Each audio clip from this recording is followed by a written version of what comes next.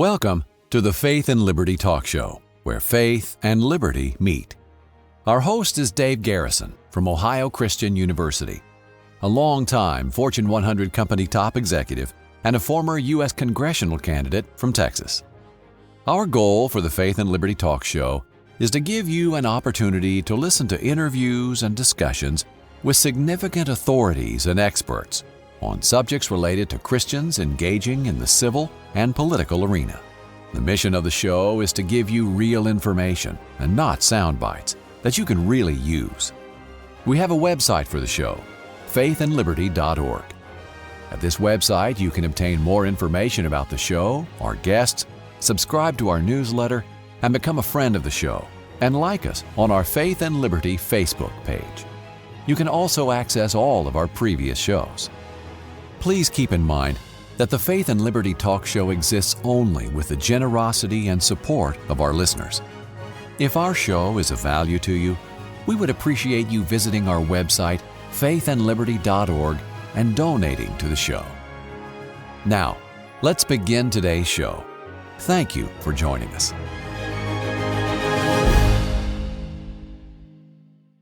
We're so privileged today to have with us Kevin Sorbo, one of the most recognizable actors in the world due to the television's Hercules, which I can attest to. When I was at Halliburton, I had people in 56 countries, and I traveled a lot during the time that series was popular. And I learned recently, Kevin, that show was more popular even than Baywatch. We did. We actually passed Baywatch back in 1996 as the most watched TV show in the world. I shot that show for 7 years down in New Zealand between 1993 and 2000, and it was an amazing, wonderful chapter of my life. I had a wonderful time on that show.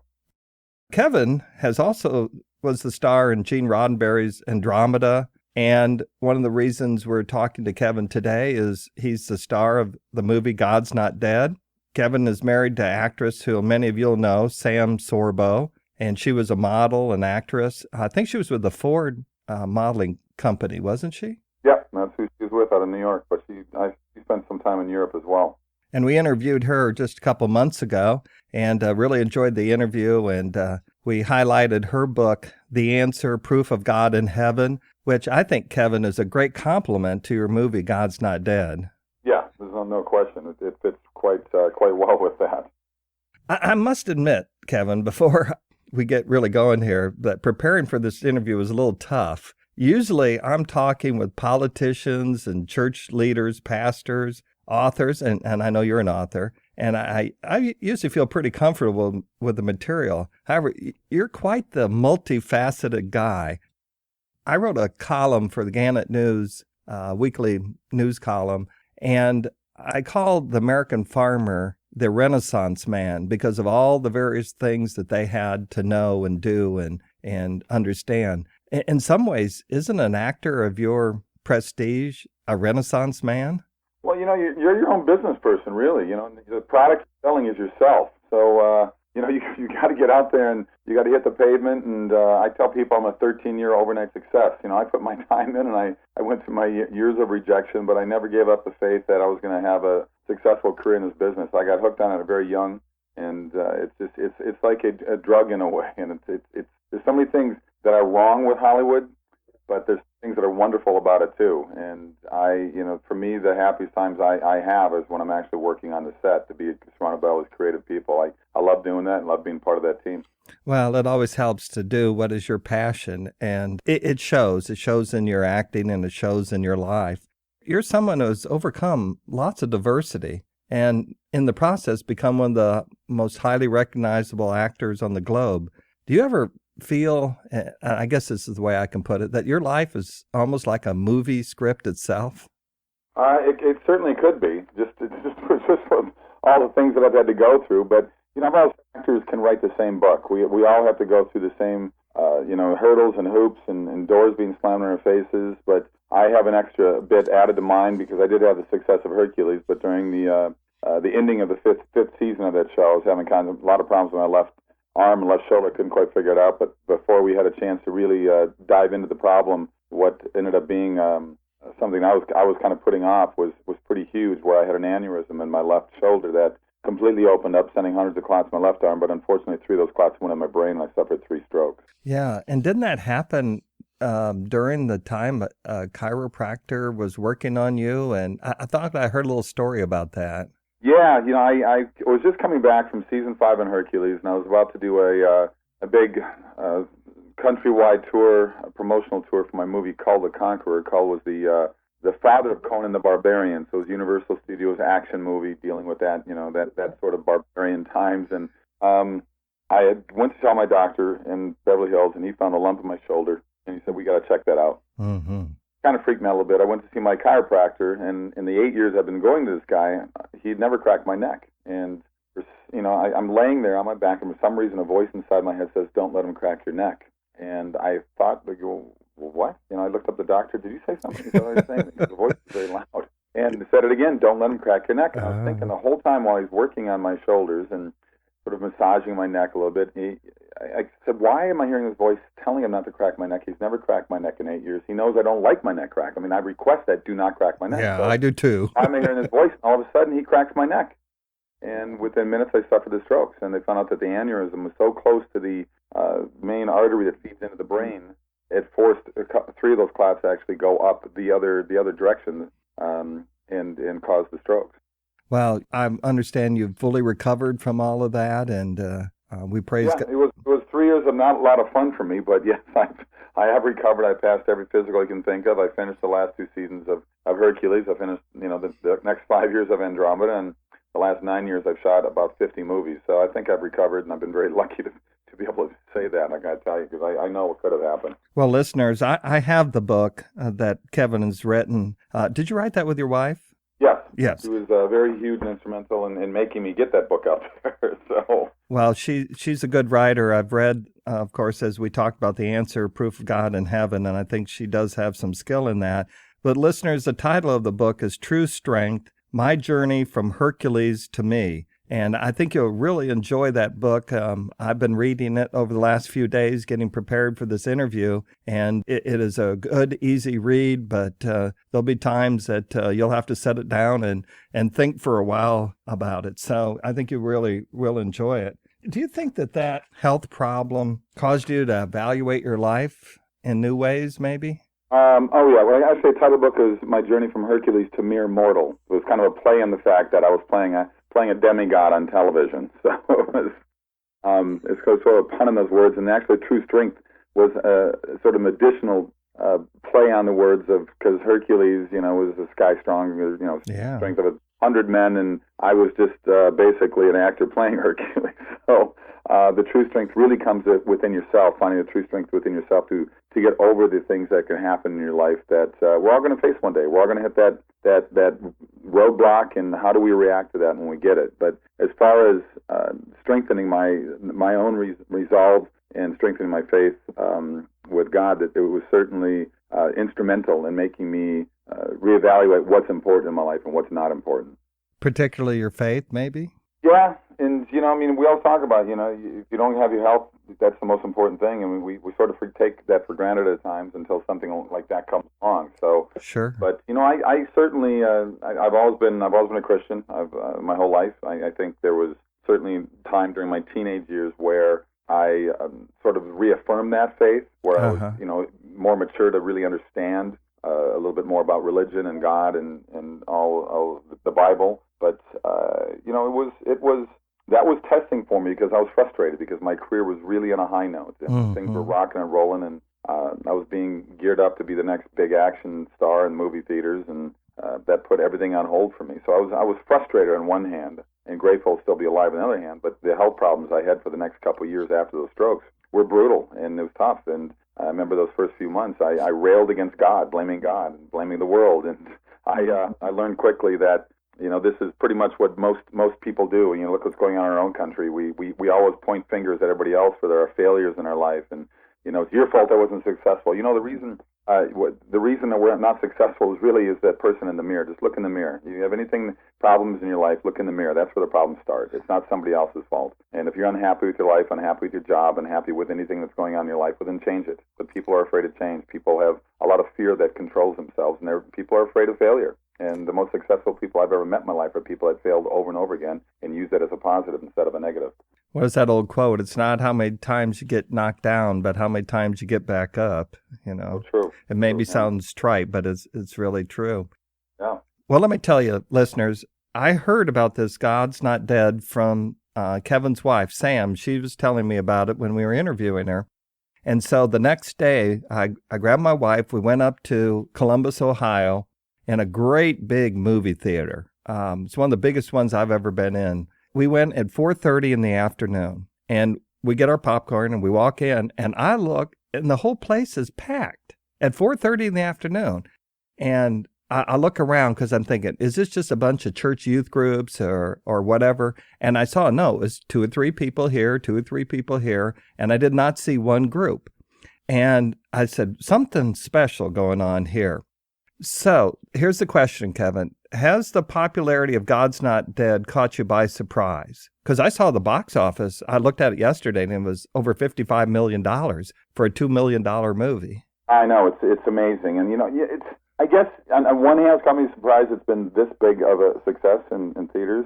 On the other hand, I thought it would do well, only because PureFlix, the company out of Scottsdale, Arizona, was very smart in their approach since they didn't have money for the promotion of this. They went to churches all across the country and let pastors see the movie ahead of time, and the pastors all encouraged their congregation to go to it. And it's a movie that you have to see. And really, what took off was word of mouth. People walking out of the theater, people cheering, people clapping, people staying through the whole end of the credits, which never happens very, very often. And it was amazing just through word of mouth to think that this little movie is doing what it's doing. But it just reinforces the fact that there are a lot of people in this country, and Hollywood calls all those states in the middle flyover states. Yeah. Well, there are people living there that have very high morals. Whether they're Christian or Catholic or Jewish or whatever they may be, they believe in God. They believe in a higher being. They believe in a higher power, and that we're blessed to be living the lives that we're living because of that. And it was that strong word of mouth that really propelled this movie to be where it is right now. And it still is opening in 33 more countries. I'm heading down to South America in a few months to the openings down in Brazil and Argentina, and just open over in countries in Africa. One interesting place that opened is Nigeria. Look at all the problems they have going on there. Yeah. With churches being burnt down and Christians being crucified and kidnapped and sold. Muslims. And yeah, it's the Muslim faith that is doing that, and they keep saying this is a peaceful faith to me, and I don't quite get what's going on in the world right now. But thank God for movies like this that are out there wanting to show a strong message, a good message to people. Well, one of the things I saw that you mentioned, you said that people are looking, playing off of President Obama's theme, looking for real hope and change. What change do you think that Americans are looking for that maybe this movie helped answer? Because I've never been in a movie that people clapped and cheered. Yeah. Well, I don't necessarily want to do movies that preach to the choir. I want the choir to go. Yeah. This is a movie made for that. I want to speak to those people that, the atheists, who knows? I mean, I've got atheist friends. We've had debates. We've had discussions. But, I have agnostic friends as well who think there might be but don't know for sure. This is hopefully a movie that will speak to them a little bit more. And I can tell through my Twitter feeds and Facebook posts from people that they love the movie. You get your occasional hate one. I mean, yes. You can't really do much about people like that. Tell me about it. I get the email. I'm always shocked about atheists. I see these guys. There's actually CEOs of atheist groups out there in this country, which amazes me that they spend so much time, money, and energy being angry about something they don't believe in. Yes. That's the hardest thing for me to try to understand. I don't believe in broccoli, but I'm not going to get mad at you if you do and you want to eat it, okay? Well, the old atheist thing is, I don't believe in God and I hate him. Yeah. It's a very strange, to me, these are people that don't like the possibility that there could be something that is watching over them, judging how they live their lives. Yes. So they rail against that and they fight against that. Well, see, that's William Lane Craig's whole deal, is that he believes that many people that are atheists, they don't want to accept the reality of God because they're so afraid of the change it would mean to their lives.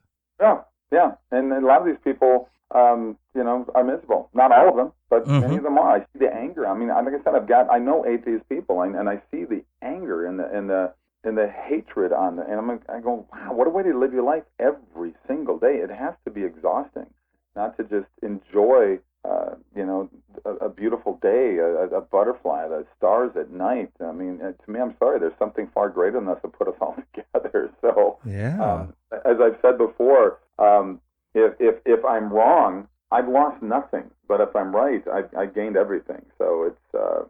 When you say that to some of your friends that are atheists or agnostic, how do they react to that? I don't... Because I use the same thing, and they kind of get a deer in the headlights look at me. Yeah, I mean, I don't think that... I mean, if anything, I want people to think a little bit about it. I'm more than happy to talk about both sides of the issue. Mm-hmm. I have no problem with that.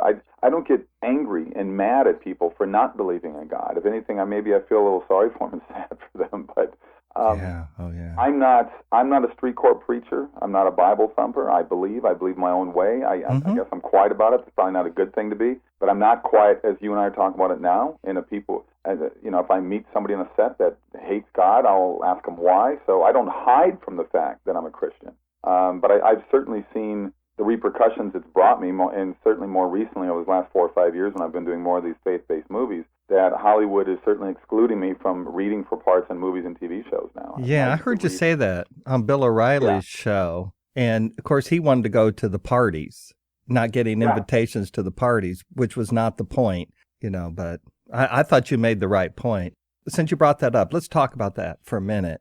Do you think that there's really any more discrimination against you for your faith than people in getting job opportunities, job promotions, or other benefits, we'll call? Don't you think there is a prejudice against Christians today that was not, when you and I were teenagers? Oh, there's no question. And I'm trying to figure out why. I don't quite get it. I don't understand our own government taking action about saying, please, this is a no-hate zone for the Muslim religion. You can't talk negative about Muslims. But then when you bring up anything about Christians, it's wide open. It's wide open. You have cartoons. You have the taking down of nativity scenes. You have and crosses and stuff. Yeah, it's amazing to me. It's just I wish I could understand everything we do in this country now. Politically, to me, is like we live in a backward culture where everything we're doing is the opposite of what we should be doing to make this a better country. And we are, unfortunately,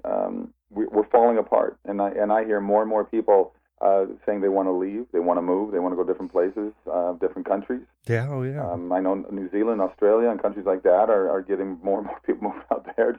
Just saying, it's weird that this country that was founded on Christianity, was founded on religion, is now being attacked for that. And it's really a small minority of people. But they're the squeaky wheel, right? And the majority doesn't rule anymore. You look at what happened in Rutgers with Condoleezza Rice recently. Yes. Where it was really just a small, 50 students complaining that she was going to speak there, and they basically booted her out of the chance for these kids to listen to her. And these are universities that scream for tolerance and scream for freedom of speech, and yet they deny that very same thing to other people that disagree with what they want to believe in. This is Dave Garrison, your host of the Faith and Liberty Talk Show. We are here today with Kevin Sorbo, the star of the movie God's Not Dead. And after a few words from our sponsors, we'll return to our conversation. You are listening to the Faith and Liberty Talk Show. We hope you are enjoying this week's show. After a short break to hear from our sponsor, Ohio Christian University, we will rejoin our host, Dave Garrison, and this week's guest. Ohio Christian University is one of the fastest growing universities in the nation, offering undergraduate and graduate degree programs fully online in the areas of business, psychology, chemical dependency counseling, nursing, and ministry. You can earn an accredited, relevant, and affordable online degree, all from the comfort of your home. Now is the time to prepare for your future and earn your degree with Ohio Christian University. Call today at 855-OCU-GRAD or online at ocuonline.com. You are listening to the Faith and Liberty Talk Show, where faith and liberty meet. Now, back to the discussion with our host, Dave Garrison, and this week's wonderful guest. This is Dave Garrison, the host of the Faith and Liberty Talk Show. We're here with Kevin Sorbo, the star of God's Not Dead, and we rejoin our conversation. Well, I don't know for certain, but I've known in many of these other little things through Young America's Foundation. They have chapters on lots of different campuses, and we have one on ours at Ohio Christian University. And when they have these little debates and disputes or protests, they're almost always inspired by a group of professors, just so you know. They don't usually come up with this stuff all by their lonesome. No, and that's what God's Not Dead's all about. I mean, people, all that never happens in universities. Oh, boy. It doesn't happen with my professors, but it happened with other professors on my campus from other students, friends of mine that told me about it. Mm-hmm. It happened to niece and nephew on their college campus. And then, just to back it up, PeerFlix at the end of God's Not Dead shows 37 court cases right there for you to see. You can go online and check every single one of them where major universities were brought to court, were being sued by students that were persecuted by their professors just for being Christian. Yeah, those cases that you quote in the movie and the credits, they're from Alliance Defending Freedom. And so I went over their website because we've interviewed Alan Sears, who's the head of Alliance Defending Freedom. And he has, in just the last few years, 81 cases. The ones that were on the screen are the ones that are really particular to what I would call the theme of the movie. It is rampant. I mean, even in, late 80s, I went to the University of Pittsburgh, and I had a very similar experience. But this was in a political science class, and this professor started the whole thing, and I was older. By that time, I was like 37 years old and had been a youth pastor part-time. He and I went back and forth like this, and he kept trying to get me to prove my point and whatever. This has been going on for a very long time. And I think, Kevin, and tell me if you think I'm wrong, because you've had a lot more experience on this. I think people saw a victory that they don't see very often when they see this movie.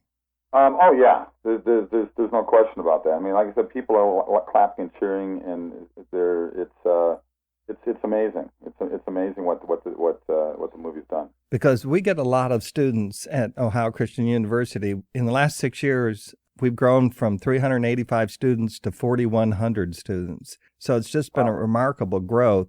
And we get so many students, Kevin, that come in from big state schools, and a lot of them would say, I just couldn't take it anymore there. I couldn't take the anti-God treatment. And if you spoke up in class, and I just gave up. And so it's sad. The freedom of speech, that professor down there at the university in Florida that made his students stomp on a piece of paper with Jesus' name. Exactly. All I could think of is that example during that movie. It happened recently up here in California, just north of me, 50 miles north of me at the University of Santa Barbara, where a student was out there, freshman student, was out in an area designated for free speech, which is weird. I thought we lived in a freedom of speech country anyway. Why do we have to designate places on campuses that, okay, this little 20-foot area you can have free speech? Well, that's a bunch of baloney anyway. And so she was there with talking about abortion, and she was pro-life. Mm-hmm. And a professor, they got this all on film. You can probably look it up. It's on. Somebody videotaped the entire thing. She walked up, grabbed the students, all of her material, started walking away with it, cussing and cursing out this little freshman student. As she followed her, take that from me. And here was the professor, this Hispanic female, cussing and cursing out this woman for having a pro-life belief. And that they follows her for 3-4 minutes and back into the one of the university buildings. It's unbelievable, and it just shows you right there the agenda that's going on. I mean, I live in a state that is just falling apart. They're just falling apart, and people that actually create jobs, create businesses are leaving by the thousands over the last, I think they've lost 900,000 families that have moved out of the state over the last 10 years. And they're coming to Texas. Oh, yeah, they're coming to Texas and Utah and Nevada and right. And people are tired of it. They're tired of it. And what is, California's answer to losing all of this tax dollars is to raise our state tax now to 13.5%. It's like that's going to keep more people here. It's crazy. Even though I'm the dean of the School of Business and Government, and we put business and government together, Kevin, at this university because we think too many business people don't know enough about government and too many government people don't know about business. And having run for Congress myself and been a senior business leader, I've seen all the problems. But we put that stuff together, and we're drawing students like crazy because they're looking for this for the very reasons that you say. Let's talk about why do you think people are going to the movie? I mean, we talked about what they're doing when they get there. What's encouraging people to go to the movie in the first place? Well, I think it's a great story. You've got five different stories going on, and they meet together at the very end. My story is the anchor of it. I play an atheist college professor. Shocking that we have that, right? Yeah, right. And I am challenged by one of my freshman students in my philosophy introduction class to that he wants to prove the existence of God. Actually, I kind of forced him to do it because he won't sign a letter that I'm telling him to sign about saying that God is dead. And I'm more than happy to take him on because I want to embarrass him in front of his classmates because it takes pleasure in that. So with his ego. And I just think people love the story. They love to hear the debate. They love to hear the debate in an apologetic sort of way. They love to hear, sort of both sides of the story. People applaud at the end of this movie. They cheer at the end of this movie, even during it, what they're seeing. And it really, like I said before, it's a movie that has brought people together saying, finally there's a movie out here that doesn't deal with the sex and violence that Hollywood puts out. And I'm not saying Hollywood has to stop doing that. They can do whatever they want. I understand that. But there is such a purposeful effort for Hollywood not to do these movies. And look what they did to Noah. They hire an atheist director for Noah. I mean, here's a guy that decides to make Noah the first environmentalist, so to speak. And when the rains come, I also have to deal with Transformers. They make angels these, rock monsters, yeah. 4 arms, and they look like it was Transformers meets Waterworld. How could you even tell that without laughing? Oh my gosh! When I just sat in the theater, I was shocked. I was actually with a group of Peptide faculty members. Oh. At the Paramount lot, we got invited to see a special screening. Oh. And even one of the producers that was there talking about the movie beforehand was apologetic about it. And he was a Christian, but you could tell that he's not overly happy. But he didn't want to ruin the chance of the movie being successful, so he couldn't be negative about it. But he was negative about it in sort of a positive way, and just saying, it's a movie, it's an interpretation, But it was, and Noah was a psychopathic alcoholic that wanted to kill his family at the end of the. Once they found dry land after the rains, finished and the dry land slowly appeared for the first time and forever how long. And in his mind, God only wanted the animals to survive. So yeah, let's face it, they put $200 million in this movie with shooting and promotion, and I don't think it's even hit $100 million in the States. I mean, I know it's... Yeah, it was 99 yesterday, I saw. And so it's going to be a big loss for these guys. I mean, they'll find a way to break even, I guess, internationally, but it's not going to be. I mean, look at God's Not Dead. It's already going to have a 30 times return on it just in America alone. Yeah, Rick Santorum called the president of the university, and he wanted to meet with the president of our university, Mark Smith, and me, and a couple of others, because he's now the CEO of Echolite Films, and so he flew in, and we had a little meeting, and all we could talk about was God's Not Dead and how to replicate that. And so here comes a question.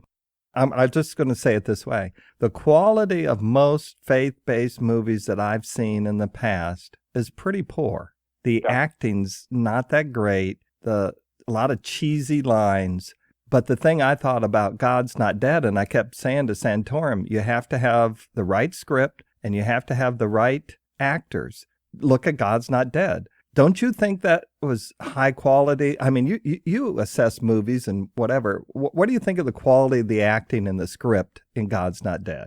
Well, I mean, I've worked with PureFlix before. PureFlix is the largest distributor of family-friendly and faith-based movies in the country. Right. And they are a fast-growing company led by David White and Russell Wolf and Michael Scott. These guys are amazing. The team that they have behind them as well. And they put out a wonderful product. My first movie was with them 5 years ago called What If? And I got to tell you, I think What If is every bit as good, if not better, than God's Not Dead. But at that time, they didn't have the marketing scheme to get it out. It was in theaters for a short time, but it's only like a couple hundred theaters.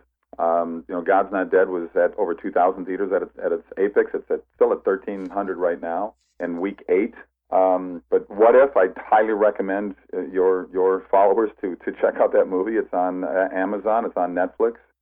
It's sort of a reverse It's a Wonderful Life, and it's a wonderful movie. And I've done about 5 movies total now with PureFlix. And I think I agree with you that there's a lot of cheese factor in faith-based movies before, but PureFlix is one of these companies, along with Echo, that they get great teams put together that have done major motion pictures before. You do have to work at a much lower rate. I worked way below my lower rate, but I do it because I love the product. Right. Certainly, you work in some back-end deals to say, okay, if it's successful, we get some bumps here and there to sort of right. And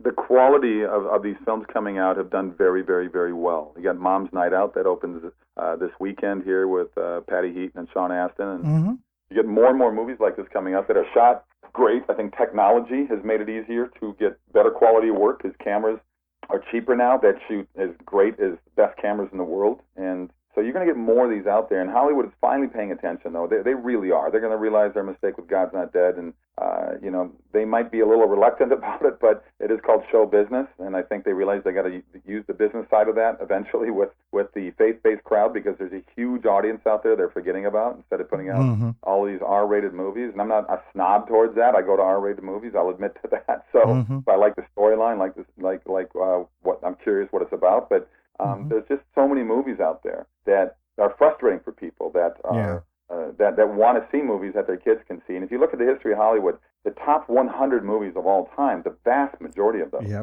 G and PG rated movies. Yeah. Well, I saw that, I read, or maybe heard you say it in an interview, that What If has sold over 500,000 DVDs. Yeah. I mean, just through something's going on there.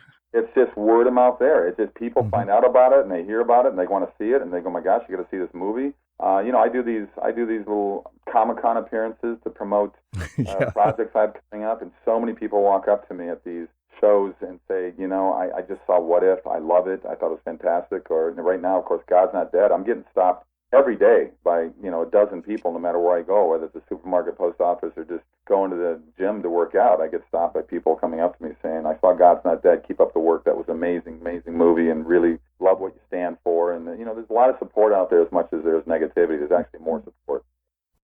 This is Dave Garrison, your host of the Faith and Liberty Talk Show. We are here today with Kevin Sorbo, the star of the movie God's Not Dead. And after a few words from our sponsors, we'll return to our conversation. You are listening to the Faith and Liberty Talk Show. We hope you are enjoying this week's show. After a short break to hear from our sponsor, Ohio Christian University, we will rejoin our host, Dave Garrison, and this week's guest. Ohio Christian University is one of the fastest growing universities in the nation, offering undergraduate and graduate degree programs fully online in the areas of business, psychology, chemical dependency counseling, nursing, and ministry. You can earn an accredited, relevant, and affordable online degree, all from the comfort of your home. Now is the time to prepare for your future and earn your degree with Ohio Christian University. Call today at 855-OCU-GRAD or online at ocuonline.com. You are listening to the Faith and Liberty Talk Show, where faith and liberty meet. Now, back to the discussion with our host, Dave Garrison, and this week's wonderful guest. This is Dave Garrison, the host of the Faith and Liberty Talk Show. We're here with Kevin Sorbo, the star of God's Not Dead, and we rejoin our conversation. Well, when I look at people like yourself, and I've looked at Corbin Burnson from The Father on Psych. I forget the gal from Wings, and several others have done some of these movies. I think God's going to say, "Well done, good and faithful servant." It's just for you guys. I appreciate you doing it. It's amazing to the power of movies and television. The power of that medium is huge around the world, and it can be a negative as well as a positive, as we've seen in the content that gets put out there for kids. But, there has to be, you can't have good without evil, right? That's right. You've got to sit there and try to at least balance it out and give people another a viewpoint to look at. How realistic, Kevin, do you think God's Not Dead is when it comes to state universities and their professors in particular? I mean, we touched on it a little bit, but do you think it's a rampant problem or is really isolated? I don't think it's isolated at all. And I think just because of what's going on in the world today with everybody having a cell phone and, anything you do now is being recorded. And we're seeing so many more cases now of this happening in our universities. And what's interesting is that these professors at these universities aren't willing to compromise. They're actually digging in more and being more vocal about it. So it's there is a changing of the tone out there in people just saying enough is enough. But you're getting that negative side come out there now, just being more vocal about it. I think it's making some of them hide back into the woodwork and saying, "Look, I don't need the attention." But there's some out there, their egos are so huge that they want the attention and don't care what the repercussions are for them. But I think the universities have to second guess take a look at what some of these professors are doing, because it hurts their university. And like what happened at Rutgers recently, I think it hurts the reputation of Rutgers. I think it's silly that once again we let such a small percentage of people control and rule everything. And I think the world that these type of people would want, if all the people in this country that left, if some other country was suddenly just born that wanted people that were, positive in their approach to life, that were, not even necessarily believing in God, but believing that, you work hard in your life and you'll be repaid for it. I mean, if the bulk of America left for that, this country would turn into a third world country overnight. People don't realize how good and wonderful the people I know that are successful in their lives, that are the rich billionaires, they have no idea the amount of money these people give to charities, the amount of good these people do. Right. And yet they get vilified now for their success. And this country was built on the individual. It was never built on big government. It was all built on the individual working hard, failing and failing and failing until his success happened to them. These are the guys that create thousands, if not tens of thousands of jobs around the globe. And now we're vilifying them for their success. It's amazing to me. And I'm saying, yeah, we got problems in this country and we need to work them through. But to sit there and attack these people that work so hard to get their success, it's mind-boggling once again. Yeah, and that's a whole subject that I'd like to talk with you at a later date, because you've made a lot of great comments, and I think you understand the number of lessons that are kind of coming out of you, and some of the comments you're making here and there in various interviews. I think you have a place to speak to people about failure and success and leadership, and you need to capitalize on that. And we'll talk some more about that. The one thing that I have noticed, too, is the side conversations that are happening because of this movie. Students are coming up to me and asking me questions about this movie that they never talk to me much about movies like this, but they are talking to me. And they said, "Hey, Dr. Garrison, did you go see this movie?" "Oh, yes, I've seen the movie." "Well, what do you think of this and what do you think of that?" For instance, in that classroom, you state, and I have heard this exact term when I was at University of Pittsburgh, you comment that Professor Radisson in the movie is a bad guy. And this quote is, "In the classroom, there is a God, and that is me." Mm-hmm. And that arrogance is commonplace, particularly in certain areas like philosophy and sociology. And this is what we're sending our children to, who are not prepared. So here's the question. Do you think we as Christian parents are not doing enough to educate our children to be prepared for this sort of thing? No question. I mean, we use our public school system as a babysitting tool. I'm grateful that parents now are starting to wake up, because you can see it start happening around the country. There was a guy, yesterday, who went in to complain to the school board there in this public school in New Hampshire that his 14-year-old was forced to read this book that they didn't tell the parents about. And they're supposed to let them know what their kids are going to be reading. And the book is a horrific book that kids shouldn't be reading. About a kid being bullied. There's a huge sexual act in there where he's forced to have sex. There's a rape of a girl. And then there's this kid who's bullied goes back into school and starts killing all the kids. I mean, it's like, why are we reinforcing this in our schools and showing it out there? And once again, it's weird. And you're going to get people fighting on both sides of this. And I totally understand. But the guy was arrested for disorderly conduct, and I saw the tape. He wasn't disorderly at all. He was just saying, "Look, why are you doing this?" And even as he was arrested, he's looking at the police officer, perplexed, saying, "I'm being arrested for disorderly conduct," as he put the handcuffs on. Yeah, I saw that. It's crazy. Like everything is just flipped over backwards right now. And parents have to be. They have to be parents. And, we homeschool. We homeschool for that very reason, because we see the public schools in California now ranked 50th. We're the worst public educated state in the entire country. We passed Mississippi about 3 years ago for that.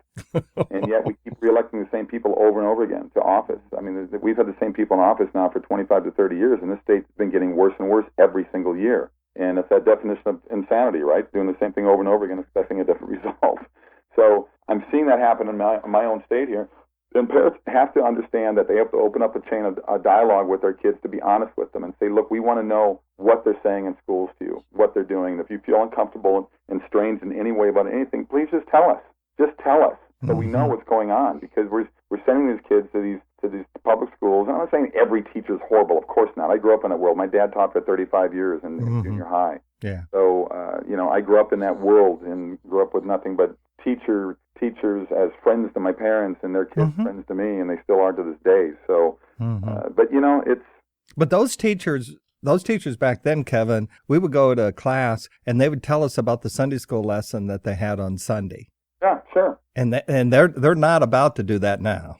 Oh, and they can't even. There's no enforcement of. You don't want that abused either, but there's no enforcement of punishment. Teachers back then, boy, everything was mister, and you better, that SWAT board was always hanging from the door. Yeah. So, well, when we moved to Pennsylvania, we went in, my wife and I, we had to see the superintendent because we were doing some homeschooling with our children as well. And you had to get permission of the district superintendent. And he got upset with us for wanting to do this in the first place. And then came this thing that I've quoted a million times. He looked at me and he said, Mr. Garrison, when those your children get on the bus, they belong to us. And when they get off the bus, then they belong to you. But during that time we have them, they belong to us, and you have no say-so. Oh. And that's the attitude with a lot of these administrators. Not there's so many wonderful teachers and all that. We're not trying to denigrate it, but it can be very teacher-specific, administrator-specific, and it ought not be that way. Let's go into something else here. When I look through your Facebook entries and your Twitter posts, I noticed some things. For instance, you refer to people, a lot of people, to many videos or other materials that most people would classify conservative. And I've heard you don't really like the labels because you don't call yourself a conservative, do you? Well, I'm probably definitely leaning more conservative than I am liberal, that's for sure. Yeah. But I would place myself in that in the independent world, just because I actually do look at both sides. There's issues on both sides I certainly agree with, and issues on both sides I disagree with. And I agree with more of the conservative side than the liberal side, because I think conservatives as a whole were hugely instrumental in making this country great based on the individual. And right now, what I see going on on the liberal side is certainly a much stronger movement for more government. And government is only making this country worse right now. They're just making it worse and worse and worse. And it's amazing to me that and these are plans they've tried before in the socialist world, and they have failed. I don't know why we have to keep going down that same road over and over again. Oh, well, maybe it'll work this time. Once again, that definition of insanity. But I have voted on both sides of the political aisle for people in different branches of the office, and because I look at the man or the woman, I look at the person, I look at the, I vote with my heart, my gut, my mind. I don't vote with emotion. I don't vote with anger and hatred, which so many people do. And, I wish we could vote in a common sense way, but people don't do that. And now, unfortunately, on the Democratic side, they discovered, decades ago that they can get votes just by promising people stuff, and that's where we are now. We've got 33 states that pay more in welfare than what the minimum wage pays. Well, then people go, why should I work? I get more money just being lazy. Right. And it's unbelievable what we've done. We've got over half of this country can just live off tax dollars, and that's a recipe for disaster. Of course it's a recipe for disaster. It's, it's from Maggie Thatcher, from a prime minister of a socialist country. Her quote decades ago, the problem with socialism is eventually you run out of other people's money. Right. It's as simple as that. And see, you're a conservative. You don't have to be a math to figure that out. Kevin, you're a conservative. You can't be saying those. But go ahead. Let's say we're an independent. But I think what that gets to is you are an independent thinker. I've been spending some time because first the interviewing your wife, and she's definitely an independent thinker. Oh yeah. I've watched the things that you say, and I've listened to some interviews and getting prepared for this, and I really appreciate that you take the stance that you do, because I think the labels cause us to get division before we're ready to make the point. Is that the way you see it? Oh yeah. Okay. Yeah. people need to look at everything. They need to look at all sides of every single issue, I think, to sit there and finally come to a point of common sense. But like I said, we're losing that. We're losing any ability to think independently. We just let other people do that for us now. And like I said, we keep falling back on the anger thing, which drives me crazy. Why can't we have a debate and a conversation that deals with common sense, deals with facts? And a lot of people don't like facts. They don't like the truth. They'd rather be lied to. And that's where politicians come in. That's their job. And that's not going to change. I mean, think about this. Why do we have to spend tens of millions of dollars to get a job to elect somebody in Congress that gets paid, $150,000 a year? This is Dave Garrison, your host of the Faith and Liberty Talk Show. We are here today with Kevin Sorbo, the star of the movie God's Not Dead. And after a few words from our sponsors, we'll return to our conversation. You are listening to the Faith and Liberty Talk Show. We hope you are enjoying this week's show. After a short break to hear from our sponsor, Ohio Christian University, we will rejoin our host, Dave Garrison, and this week's guest. Ohio Christian University is one of the fastest growing universities in the nation, offering undergraduate and graduate degree programs fully online in the areas of business, psychology, chemical dependency counseling, nursing, and ministry. You can earn an accredited, relevant, and affordable online degree, all from the comfort of your home. Now is the time to prepare for your future and earn your degree with Ohio Christian University. Call today at 855-OCU-GRAD or online at ocuonline.com. You are listening to the Faith and Liberty Talk Show, where faith and liberty meet. Now, back to the discussion with our host, Dave Garrison, and this week's wonderful guest. This is Dave Garrison, the host of the Faith and Liberty Talk Show. We're here with Kevin Sorbo, the star of God's Not Dead, and we rejoin our conversation. Well, when I ran, the guy that beat me spent $6 million, and I spent $1 million out of my own pocket. And he beat me, obviously. It really is too often coming down to a money thing. But let's take another, because I know we're short on time. I wanted to get into a couple of other real quick questions and then let you go. You told a story in one interview about Kevin Costner coming to one of your acting classes. Would you tell that story real quickly? Because I want to make a point about that I think you also make. Well, to put in perspective of those who actually have a SAG card, a Screen Actors Guild card, if you take 100% of those people, at any given time, 97% of them are unemployed. 97%. I'm one of those right now. I've shot 4 movies this year, but right now, at this moment, I'm not working. I'm unemployed. So you get 97% not working at any given time. That's why every actor is a waiter or, a bouncer or a bartender out here. Yeah, a Cheesecake Factory or something. Exactly. And Kevin Costner came into my acting class. This was back in 91 maybe, 92, somewhere in there. And he used to study with that teacher, that particular acting coach, Richard Brander. And he came in to speak to all the 4 classes, so it was obviously overcrowded, overflowed. Kevin was filming The Bodyguard at the time with Whitney Houston. So he comes in, and the first thing he says, he looks at us all after all the applause went down, and he said, "I'm here to tell you that none of you are ever going to make it in this business." You could feel all the air go out of that room. And he didn't say anything after that. He just went into his life and took questions. He was very entertaining, very well spoken. And at the end of that class, I walked up to him and I said, "Kevin, I know exactly what you meant when you said that no one's going to make it. But I'm telling you right now, I am going to make it." And he smiled at me. He said, "Well, good for you." Well, years go by. Of course, and a year and a half later, I get Hercules, and it becomes the most watched TV show in the world. It's now 1998. We just finished season 6 of the series. And I get invited to play in his golf tournament in Monte Carlo. He and Prince Albert and Monaco are hosting this. Mm-hmm. So I get over there. I'm on the driving range after a long flight, went for a workout, and I went to the driving range with some balls. And Kevin Costner walks up to me because he knows me as Kevin Sorbo, the guy who plays Hercules.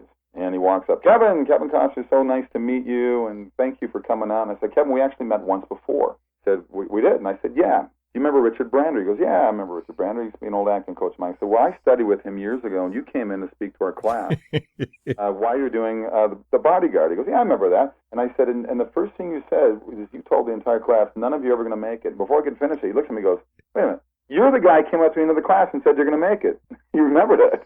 And I said, yes, I'm that guy. And he put his hand on my shoulder and he goes, well, welcome to the club. Congratulations. So it was kind of cool. It was a neat story, and I always use anything negative in my life as a positive. You have to. And you're always going to get beat down. People are always going to tell you can't do what you want to do in your life. And that's what holds people back, as I said earlier, is their own fear of failure. Don't be afraid of failure. Yeah. Failure is a positive thing, and you're always gonna have it in your life. And the most success you'll ever have is when you get past that and move on to the next level. Well, let me read a line out of a Brad Pitt movie, Moneyball, Sure. and see if this hits you, because I guarantee you this is something that I believe most successful people latch onto. In this movie, he plays Billy Beane, the general manager of the Oakland A's. Have you seen the movie, Kevin? I love the movie. Okay.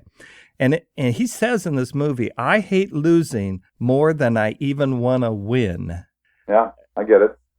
And for me, my life has always been, and when you told that Kevin Costner story, and I guess I'd want you to say to the listeners here, what do you feel are the main ingredients for success? Perseverance, certainly. Belief, trust in your abilities, and having no fear. It's the old FDR thing. The only thing we have to fear is fear itself. And I totally believe that. I used to be a caddy at a private country club in Minnesota, outside of Minneapolis there. And every one of these guys I used to caddy for were successful. And every one of them, when I asked them, how did you get to where you are? They all said the same thing. They said, I failed, and I didn't let it stop me. And that always stuck with me. It was hugely instrumental. And when I moved to Hollywood to deal with all the negativity, because in Hollywood, everything is about getting rid of you. Everything is you're too young, you're too old, you're too tall, you're too short, you're too fat, you're too skinny. It's always something. It's about getting rid of you. Too beautiful also, hair. Yeah. But also my father. My father was, a lifelong Democrat. He was Walter Mondale and Hubert Humphrey. But the one thing he did, he said, you work, and you work hard, and you'll be repaid for your hard work. He never said, sit around, be lazy, let other people take care of you. I'm all for helping people that need help, so don't send a bunch of emails to me, okay? Right. I have the #1 after-school program in the state of California called the World Fit for Kids for 17 years. So don't tell me that I don't do my part in trying to help make other people's lives better. So I get crazy with people that attack me for that. These are the very people that are living off the government that could work, and they are doing nothing to help other people. And I don't want to close on that point, but I'm going to make it real quickly. And that is, when the studies are done about who's actually out there helping charities, it kind of follows with the more conservative people are giving more money and doing more things, and the more liberals are doing less. And that ought to tell you something right there.